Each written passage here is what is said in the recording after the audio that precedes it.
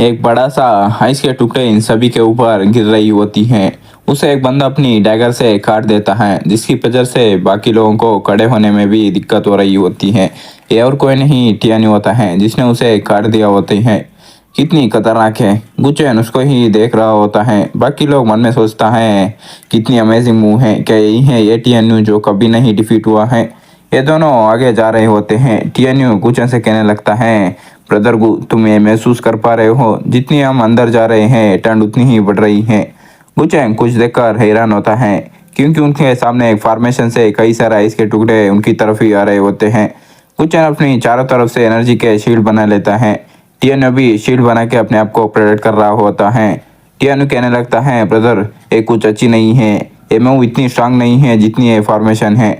जो सुन के गुचैन भी ध्यान से उस फॉर्मेशन को ऑब्जर्व करने लगता है। एक आइस के टुकड़ा आके गुचैन के शील्ड पे लगती है, जिसकी वजह से शील्ड में क्रैक्स पड़ने लगते हैं। जिसको देखने के बाद गुचैन हंस के कहने लगता है, इसमें कुछ तो दम तो है। फिर फॉर्मेशन से एक बहुत बड़ा आइस का टुकड़ा बनने लगती है। वो दोनों ठीक उसके नीचे ही होते हैं। टियान्यू कहने लगता है, कितनी बड़ी है। वो बर्फ का टुकड़ा इनकी तरफ ही आने लगती है। गुचैन अपनी स्वार निकाल के कहने लगता है, क्या इस ट्रिक के अलावा तुम्हारे पास कोई ट्रिक्स नहीं है।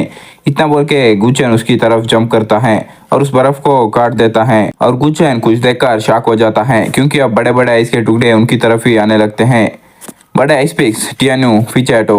गुचैन उन्हें डच कर रहा होता है। टियान्यू की तरफ ही एक बड़ा सा आइस का पिक आने लगती है, जो टियान्यू अपनी स्वार से रोकने की कोशिश करने लगता है, लेकिन उसे काफ़ी तकलीफ होने लगती है उसे रुकने में। डैम, उसके चेहरे पे भी कट लगने लगती हैं। वो पीछे उठ के जाने लगता है। गुचैन तेजी से टियान्यू के पास में आने लगता है और उसे कहता है, संभालो। फिर टियान्यू को पकड़ लेता है। तभी गुचैन के हाथ उसके छाती पे जाती हैं। सोचता है ये फीलिंग ये लड़की है।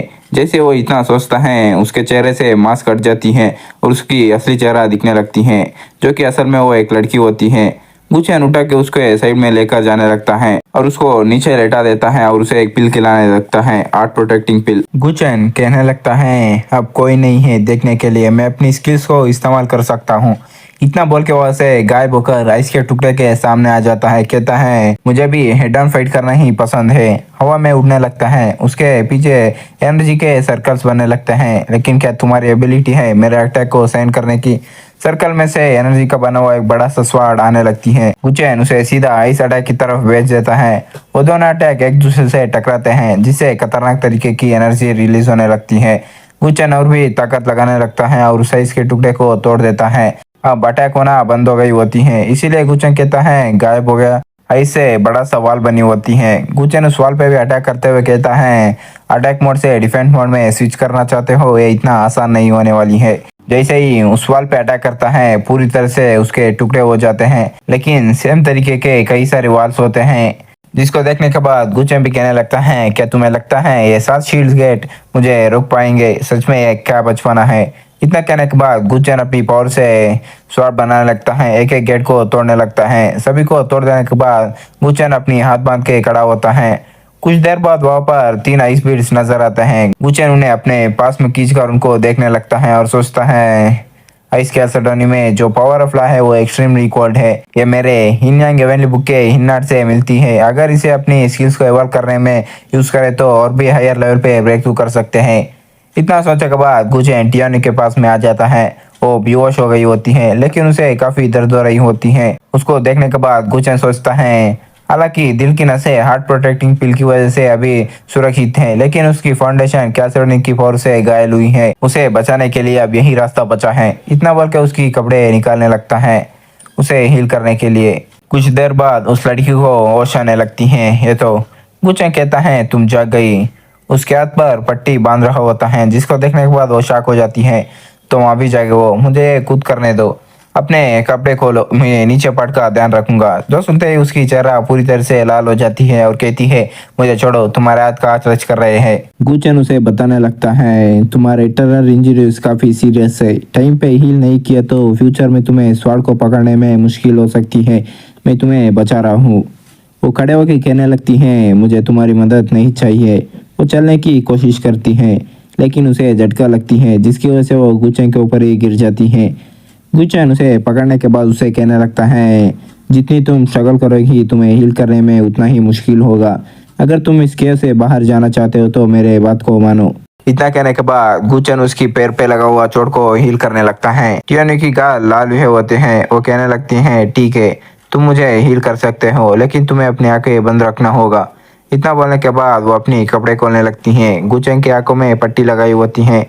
गुचन टंग, मैं तुम्हें वार्न कर रही हूँ, तुम्हें अपनी आंखें खोलने की अनुमति नहीं है। तुम बिल्कुल भी मुझे टच नहीं कर सकते, नहीं तो तुम मुझे बचा भी लिए तो मैं तुम्हें माफ नहीं करूंगी। कुचन कहता है, मुझे इसकी कोई परवाह नहीं है। मन में सोचता है, मैंने कई सालों से सेलेस्टियल आईसाइट को लर्न किया है, मैं आंखें बंद होने के बाद भी देख सकता हूँ, मुझे छुप के देखने की जरूरत नहीं है। गुचन को सब कुछ क्लियर तरीके से दिख रही होती है। कुछ देर बाद का सीन दिखाया जाता है। गुचन उसे हील कर दिया होता है। वो अपने कपड़े पहन रही होती है। ब्रदर गु, आपका शुक्रिया मुझे बचाने के लिए। वो फिर से मास्क लगाने लगती हैं, जिसको देखकर गुचन पूछता है, तो मर्दों जैसे कपड़े क्यों पहन रहे हो? जो सुन के टियान कहने लगती है, दुनिया में महिलाओं के प्रति हमेशा से ही भेदभाव किया है। अगर कोई महिला पुरुष बनकर है वो कई सारे परेशानियों से बच सकती है और बेहतर काम कर सकती है। मेरा ये फैमिली छोटा है और मेरे माता पिता हमेशा बेटियों के मुकाबले बेटियों को ज्यादा अहमियत दिया है। कोई भी फायदा हो वो हमेशा मेरे भाइयों को ही मिलता है। अगर मैं एक औरत के तौर पर अपनी पहचान नहीं छोड़ती और एक मर्द की तरह घूमती फिरती हूँ तो मुझे इससे निकलने का रास्ता कब मिलेगा? उसकी बात सुनने के बाद गुचन बताने लगता है, मुझे लगता है हीरोज को अपने ओरिजिन से फर्क नहीं पड़ता है कि वो आदमी है या औरत। तुम ताकतवर हो तो तुम कुछ भी कर सकते हो। जो सुन के वो हैरान से पूछती है, क्या हीरोज को जेंडर से फर्क नहीं पड़ता है? कुछ कहता है, ट्रायल अभी कंप्लीट नहीं हुआ है, कैसा होगा तो मेरे साथ प्रैक्टिस करो टाइम को बचाने में।